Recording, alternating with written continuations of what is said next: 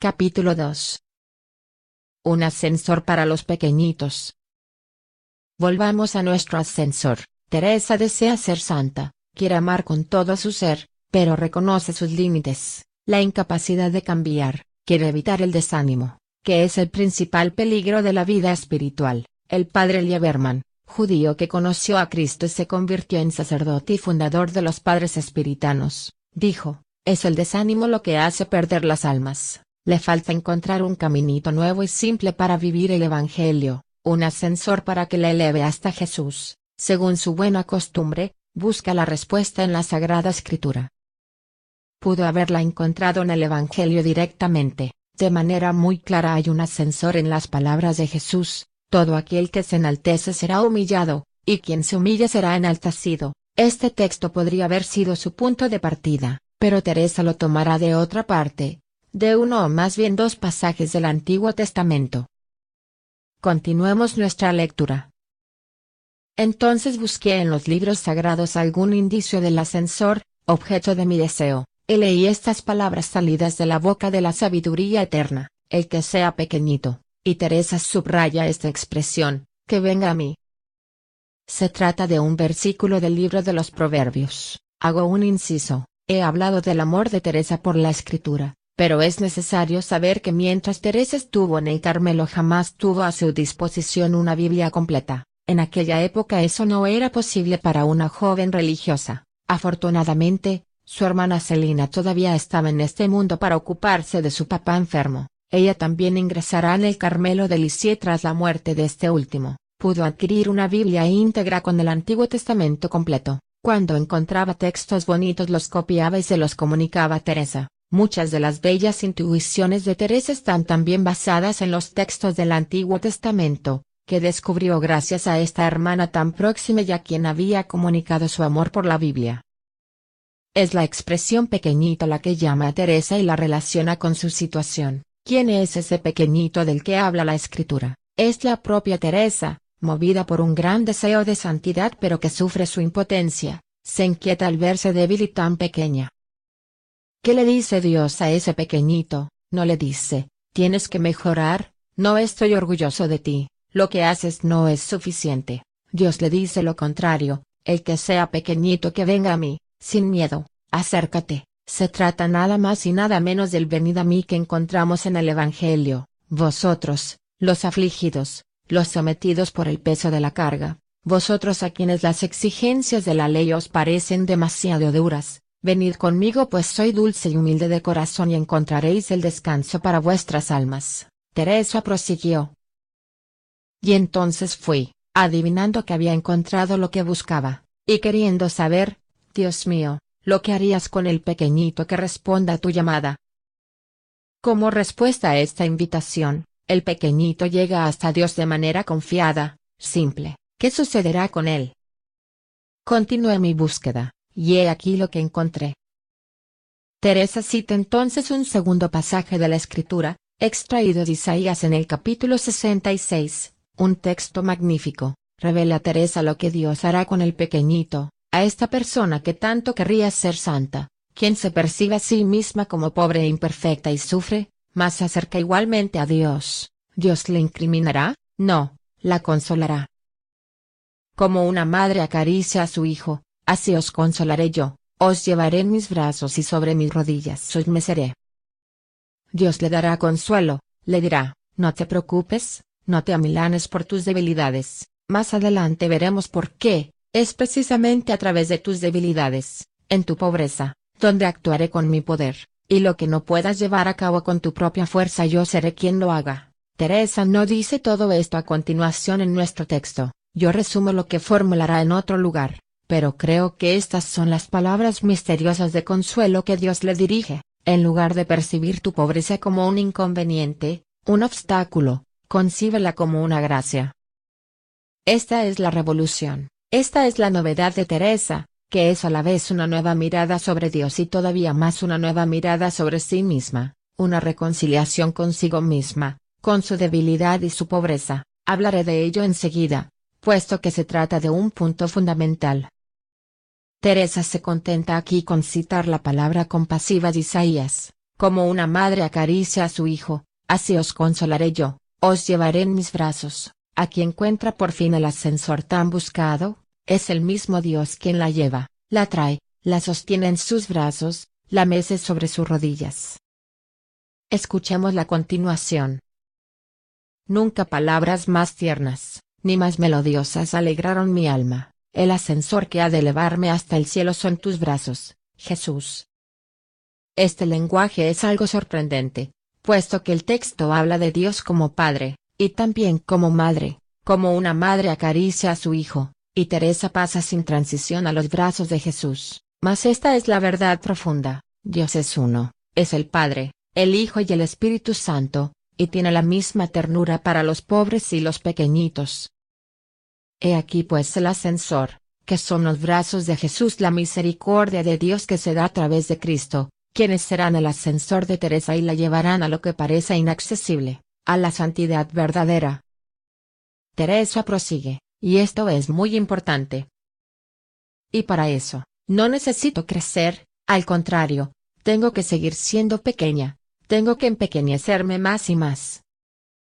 Si quiero que Dios Todopoderoso me tienda sobre sus rodillas, si quiero que el ascensor baje a buscarme, debo seguir siendo pequeña, de lo contrario no funcionará. Si soy demasiado grande, demasiado segura de mí misma, el ascensor no vendrá a llevarme, no grande en el sentido de adulto, como ya he explicado. En casa de Teresa se llevó a cabo un verdadero trabajo para convertirla en adulta, para ser libre en el terreno afectivo, valiente y decidida. La última de las hijas Martín, tras la gracia en Nochebuena de 1886, madurará rápidamente como persona, con una fe firme, autónoma psicológicamente. No se trata de infantilismo, es todo lo contrario. Teresa descubre que el secreto último de su búsqueda es que ella no necesita crecer, sino todo lo contrario, seguir siendo pequeña, y serlo cada vez más. Continúa con un cántico hermoso de acción de gracias. Tú, Dios mío, has rebasado mi esperanza, y yo quiero cantar tus misericordias. Para expresar su gratitud también se sirve de la Biblia y cita un versículo del Salmo 71, pues no hay nada mejor que los salmos para expresar nuestra alabanza. Me instruiste desde mi juventud y hasta hoy relato tus maravillas, y las seguiré publicando hasta mi edad más avanzada. No cesaré en toda mi vida de cantar las misericordias de Dios. Después de estas palabras Teresa pasa a otro asunto, ¿cuál será esta edad avanzada? ¿Cuánto tiempo la mantendrá Dios en la tierra? Pero aquí termina su razonamiento sobre esta materia que nos interesa. Está plenamente satisfecha, ha descubierto que lo esencial del caminito, de ese nuevo camino hacia la santidad, reside en continuar siendo pequeña y serlo poco a poco, actitud que, verdaderamente, atrae hacia ella la gracia de Jesús, que hará el efecto del ascensor y la llevará a donde desea llegar, a la cima del amor. Sin embargo, el lector se queda con la incógnita de saber, ¿qué significa en la práctica seguir siendo pequeña? Teresa no lo dice aquí, lo deja entrever, pero no lo explica como quisiéramos. Afortunadamente lo hará en otro lugar. Podríamos decir que el objetivo principal de todos los textos de Teresa, sus relatos autobiográficos, sus cartas, sus poesías, es el de hacernos entender en qué consiste ser pequeñito, cómo ponerlo en práctica en todas las circunstancias concretas de la vida en las que se nos llama a hacerlo. Algunos textos explican el significado de mantenerse pequeño en la vida de oración, cuando se vive, por ejemplo, en tiempos de calamidad y oscuridad. En el manuscrito C encontramos diversos capítulos excepcionales sobre la vida en comunidad del Carmelo, que son fácilmente adaptables a la vida de cualquier familia. Cómo practicarla en el sufrimiento, durante una prueba. Durante los 2 últimos años de su vida, Teresa vivió episodios muy dolorosos, el sufrimiento físico de la tuberculosis que la llevó a la muerte, y a la vez una noche interior muy profunda que afectó a su fe y su esperanza. Su testimonio es muy valioso ya que nos muestra que este caminito no solo es practicable en situaciones normales sino que es además un recurso aplicable en las peores pruebas, y que puede llevar a una valentía y a un don de sí memorables. El pensamiento de Teresa es sencillo, pero a la vez extremadamente rico, trata muchísimos temas en sus escritos, habla también sobre el misterio de la Iglesia, del sacerdocio, de la Eucaristía, de María, etc., y aborda estos temas no de manera sistemática, sino que simplemente a partir de su vida hará comprender lo que significa mantenerse pequeñito, que no es más que la llamada del Evangelio para que nos convirtamos y volvamos a ser como niños, la única forma de entrar en el reino de los cielos. Lo que faltaría ahora es mostrar cómo practicar esta actitud de pequeñez en los distintos ámbitos de nuestra vida, puesto que no sería posible para mí desarrollarlo en todos los ámbitos durante el transcurso de este corto retiro. Os invito a que vosotros mismos leáis y meditéis los escritos de Teresa. No obstante, tendremos en cuenta algunos temas que en mi opinión parecen más importantes. Más adelante citaré palabras de nuestra santa que forman parte de las que fueron anotadas por sus hermanas durante su última enfermedad, y que son precisamente la respuesta a esta cuestión que le fue planteada de manera explícita. ¿Qué significa ser pequeño? Teresa manifiesta los aspectos principales de su noción de pequeñez. Pero antes, para explicar las cosas de otro modo y poner de manifiesto la lógica teológica profunda de la doctrina de Teresa, quisiera hacer una puntualización. Teresa descubre que no puede convertirse en santa por sí sola, con sus propias fuerzas, sus méritos y sus buenas obras no bastan para salvarla. Ella une, pues, de una forma sencilla el corazón del mensaje del Evangelio y el de San Pablo: el hombre no se salva solo por sus obras, sus actos, es salvado por gracia, por misericordia, una gracia que se recibe a través de la fe, por la confianza.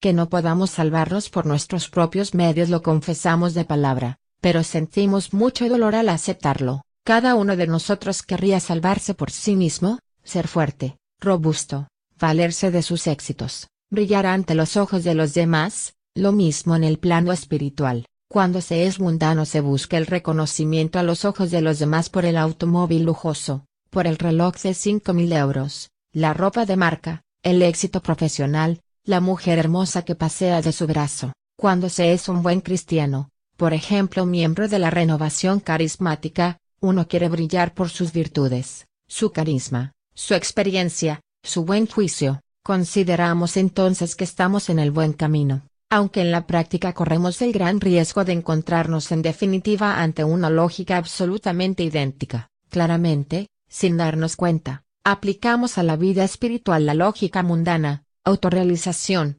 expansión del ego, ampliación del ego, etc. Y el orgullo espiritual es a veces mucho peor que el orgullo social, mundano. Es necesario saberlo. No puedo salvarme en base a mis propias realizaciones, solo puedo hacerlo por la gracia, cuando el amor gratuito de Dios venga a buscarme, a transformarme, unas veces de manera suave y progresiva, otras veces de manera espectacular. En general, será más bien de manera lenta y paulatina, sin que uno tenga plena conciencia de esta gracia. Nos gustaría sentir que estamos progresando, que mejoramos, que avanzamos. A veces realmente lo percibimos. Experimentamos que Dios ha deshecho un nudo, como Teresa en Nochebuena, pero lo habitual es que no percibamos nada. En tanto Dios actúa igualmente, hasta que un día veamos los resultados, como la semilla de la que habla el Evangelio, un pequeño grano de mostaza negra, todo lo que Dios siembre en secreto en nuestro corazón, y a continuación, que tú duermas o estés en vela no importa, esta crece y da sus frutos, se convierte en un árbol en cuyas ramas los pájaros del cielo encuentran refugio. Todos esos pobres pájaros perdidos de nuestro mundo actual, encontrarán a tu lado consuelo y esperanza, valor, calor y ternura. Estos son, para sí y también para el prójimo, los frutos del trabajo en secreto de la gracia, que vienen solos por así decirlo.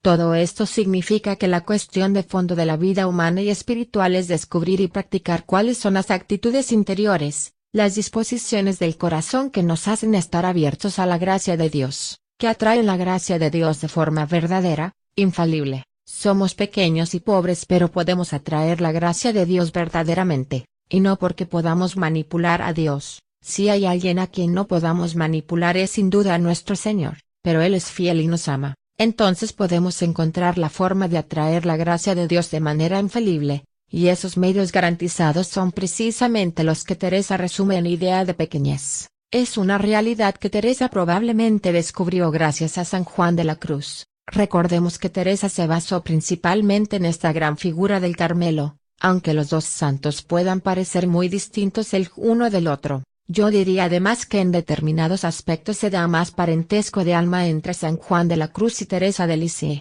que entre esta última y Teresa de Ávila. San Juan de la Cruz afirma que podemos obtener cualquier cosa de Dios, a condición de saber cómo recibirla. Si la tomamos por amor, podemos obtener cualquier cosa encontrando la actitud justa con respecto a Él. Esta actitud es el amor, que se expresa principalmente, como la desarrollaremos a continuación, mediante la humildad y la confianza. La humildad, porque la Escritura dice, Dios resiste a los soberbios y da gracia a los humildes. La confianza, porque Dios posee el corazón de un padre, y un padre no puede resistirse a la confianza de sus hijos, es imposible. En cuanto tenemos corazón de padre, estamos perdidos, no podemos dejarnos vencer por la confianza de un niño que nos dice, papá, soy imperfecto, hago muchas tonterías, pero sabes cuánto te amo, y cuando hago una tontería, te pido que me castigues con un beso. ¿Acaso un padre puede resistirse a esto? Estas son las palabras de Teresa. Os leeré a continuación una especie de parábola de su composición en la que ella utiliza este lenguaje. Aquí está pues el centro del mensaje de Teresa, que no es otro que el del Evangelio. Ella nos invita a redescubrir y poner en práctica las actitudes justas que permiten que la gracia venga a visitarnos. Esta puesta en práctica requiere ciertos niveles de paciencia y perseverancia, exige esfuerzo y valor, y yo diría valor bien situado y no un intento llamado al fracaso de cambiarse a uno mismo, sino una perseverancia en las disposiciones fecundas que nos abren de manera efectiva el trabajo de Dios. Desarrollaré algunas de estas actitudes, pero antes, para ofrecer una visión lo bastante amplia, quisiera leeros el texto al que he hecho alusión. Lo he extraído del cuaderno amarillo, un conjunto de palabras de Teresa recogidas durante los últimos meses de su vida por la hermana Inés de Jesús, Paulina.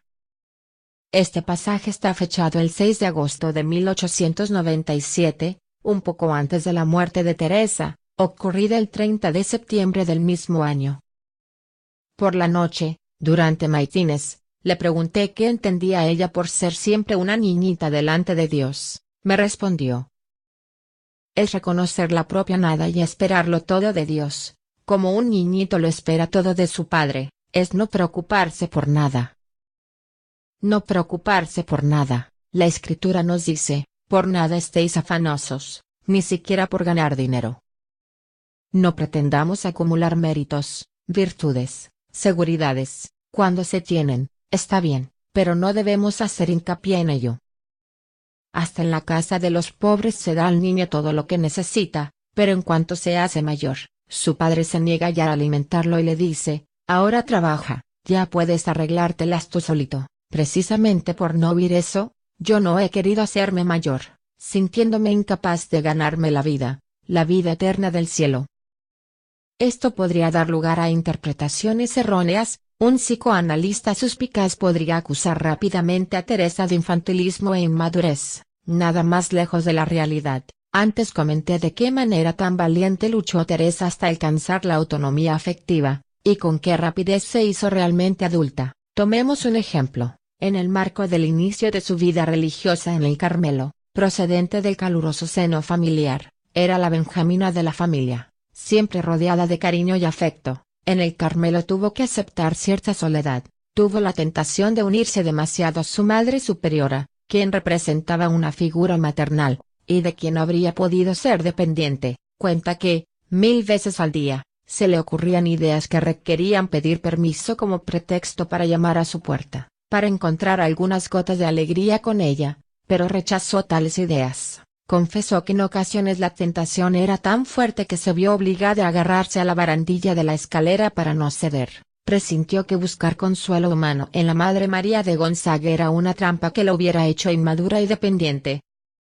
En el plano humano, se esforzó de manera memorable por llegar a ser adulta y libre, pero, simultáneamente, comprendió que, en el ámbito espiritual, y en lo que respecta a la relación con Dios, las cosas son distintas. Cuanto más crecemos en el aspecto espiritual, más dependemos de Dios, vivimos de Dios, lo recibimos todo de su gracia, pero no se trata de ser autónomo, pretender pasar de Dios, soy lo suficientemente fuerte y experimentado. Debemos estar alerta ante un determinado deseo de perfección que a veces cultivamos. El deseo de perfección es algo bueno en sí mismo, pero puede ser ambiguo. ¿Qué deseamos realmente? Me gustaría ser experimentado, ser irreprochable, no equivocarme nunca, no decaer jamás, poseer un discernimiento infalible, una virtud sin contratiempos. Esto significa a fin de cuentas no tener necesidad de perdón, de misericordia, no tener necesidad de Dios y de su auxilio. Si nuestro sueño de perfección significa, en último término, poder prescindir de Dios, quizás nosotros ya no estemos en la lógica del Evangelio. Esta última, al contrario, consiste en recibirlo todo de Dios, el sentido de nuestra vida, el valor que necesitamos, la luz que nos permite hacer nuestra elección, recibirlo todo de Dios, en la confianza, la oración y la sencillez. Es un aspecto al que Teresa denomina seguir siendo pequeña, aceptar recibir de la mano de Dios, día tras día, todo lo necesario, sin preocuparse del pasado ni del futuro. Día tras día hago lo que se me pide, sin preocupación y sin miedo, con la certeza de que Dios es fiel y me da en cada momento lo que necesito, y sin caer en esta ilusión de que un día podría prescindir de la gracia de Dios. Teresa continúa. Así que seguí siendo pequeñita, sin otra ocupación que la de recoger flores, las flores del amor y del sacrificio, y ofrecérselas a Dios para su recreo. Esto significa, yo no busco después las realizaciones extraordinarias, las obras grandiosas que todos podrían admirar, en la banalidad de mi día a día busco cómo complacer a Dios en las pequeñas cosas, estoy atento a todas las ocasiones para perpetrar simples gestos de amor, de ofrenda de mí mismo, etc., no para acumular méritos, ni someter a los demás, sino por amor, para complacer a Dios, como un niño busca complacer a su padre. Ser pequeño es también no atribuirse a sí mismo las virtudes que se practican, creyéndose capaz de algo, sino reconocer que Dios pone ese tesoro en la mano de su hijito para que se sirva de él cuando lo necesite, pero es siempre el tesoro de Dios. Practico la virtud con valor, pero reconozco que es un don que Dios me ha dado, no me glorifico a mí mismo, todo el bien que lleve a cabo y me esfuerzo en cumplirlo atribuyo a la bondad de Dios. Teresa era muy valiente al practicar todas las virtudes exigidas por su vocación, pero dentro de un equilibrio, cuando no lo consigue de la manera perfecta que ella hubiera deseado, no se deprime, acepta ser a veces pobre y pecadora, y cuando lo consigue, no se le sube a la cabeza, no se considera mejor que los demás, sino que da las gracias a Dios por el regalo que le ha hecho. La última frase también es muy importante para calificar lo que significa ser pequeño.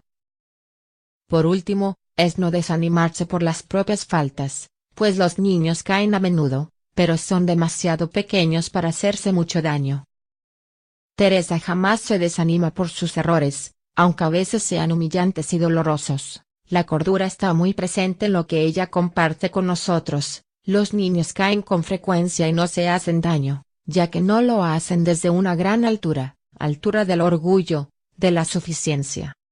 Y, además, se levantan enseguida para lanzarse a los brazos de sus padres y retomar su camino. Estos son, pues, los aspectos principales de lo que nuestra Carmelita llama ser pequeño, lo que algunos pasajes del Evangelio denominan volver a ser un niño, y que al fin y al cabo es idéntico a lo que los textos de las bienaventuranzas, según el Evangelio de Mateo, llaman pobre de espíritu, bienaventurados los pobres de espíritu, porque suyo es el reino de los cielos.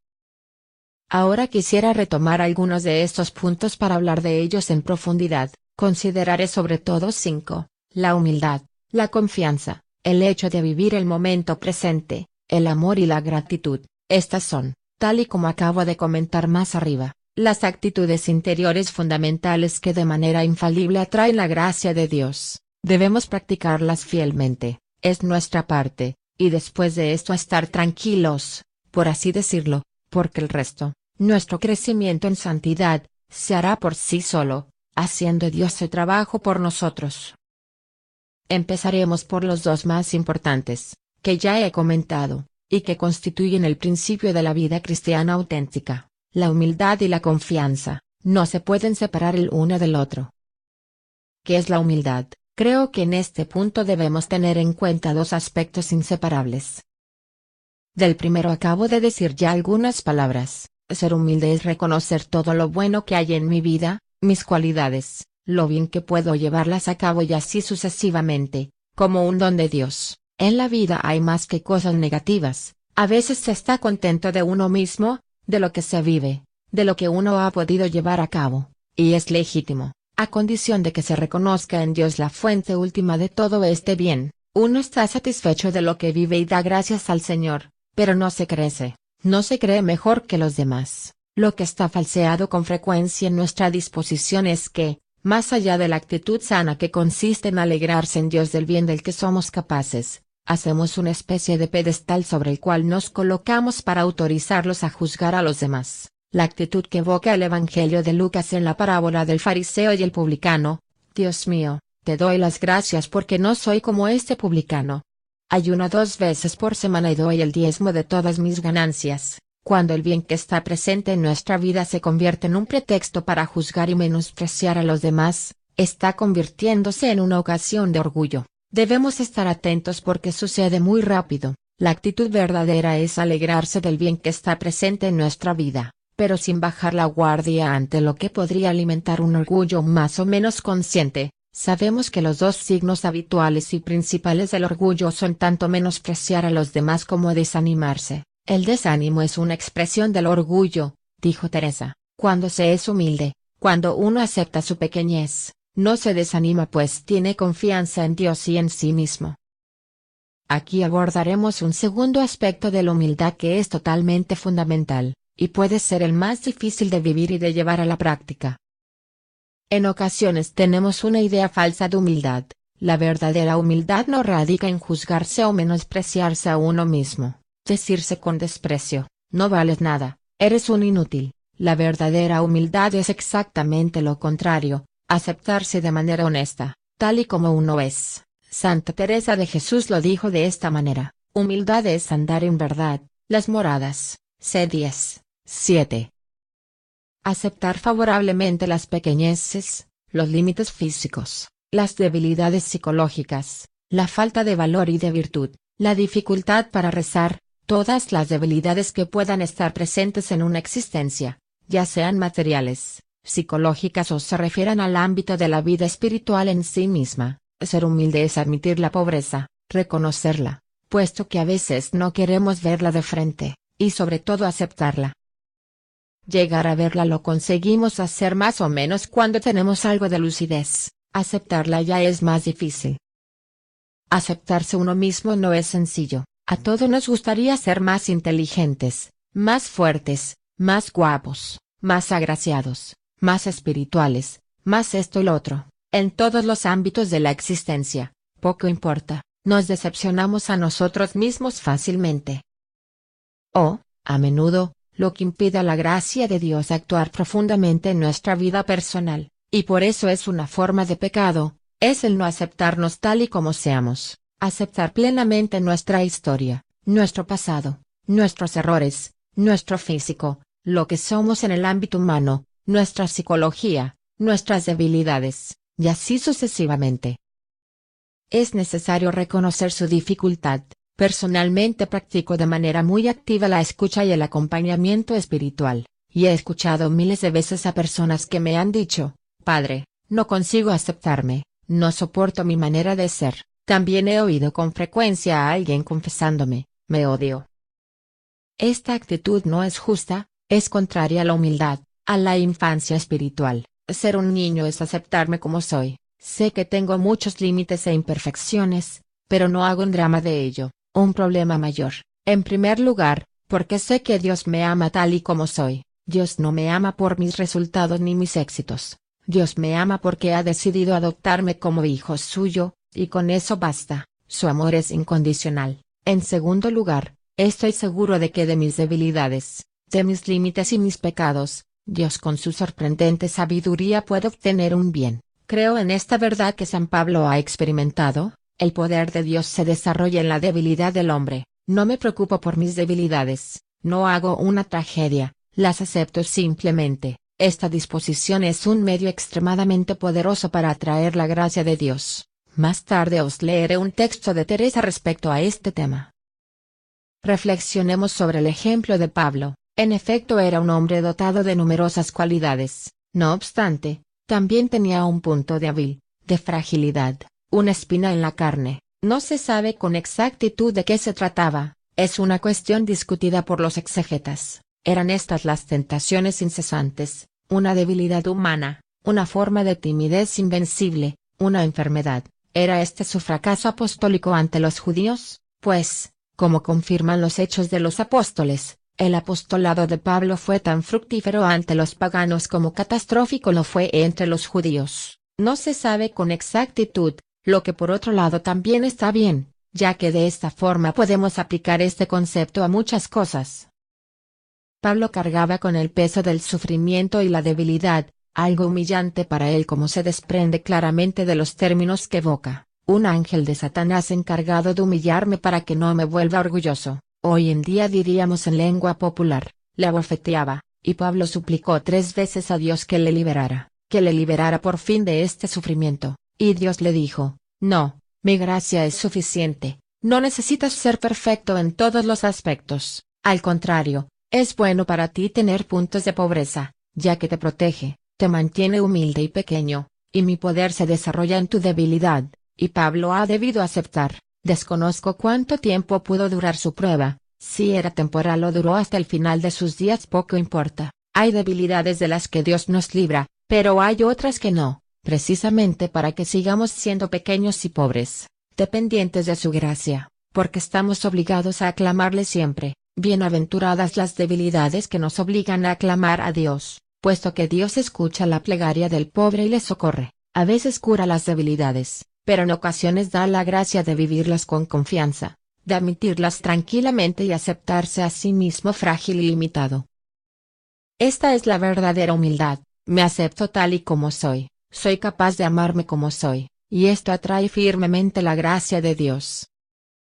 Ahora vamos a celebrar la Eucaristía. Permanecemos en recogimiento, en silencio si es posible, sin charlas inútiles, y preparémonos pues la Eucaristía es precisamente este momento fantástico en el que Dios viene a apropiarse de nuestra debilidad para visitarla, habitarla, para que estemos en paz con nosotros mismos, algo que a veces necesitamos de manera urgente.